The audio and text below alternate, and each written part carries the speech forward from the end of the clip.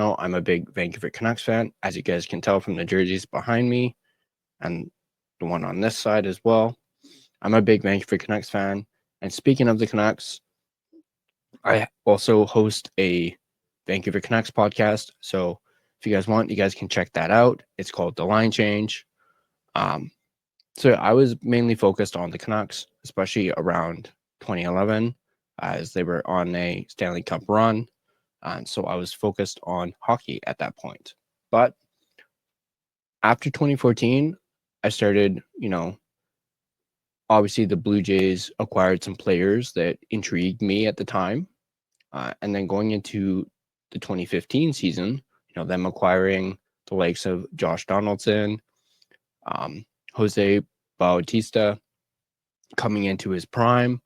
Then you had Edwin Encarnacion on the Blue Jays. You had Troy Tulowitzki. You had Russell Martin. And then a few others are slipping my mind at the moment. But that 2015 team was absolutely stacked. And that's when I really got back into the Blue Jays, was around 2014, 2015, or at least that season. Obviously, it ended in disappointment as the Jays were eliminated by the eventual World Series champions, Kansas City Royals. But since 2015, I've been locked in on the Blue Jays.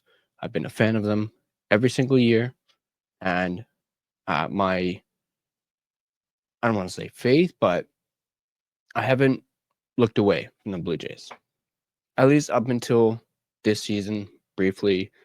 But that was only because they hadn't signed Vladdy by his deadline. And I figured, here we go.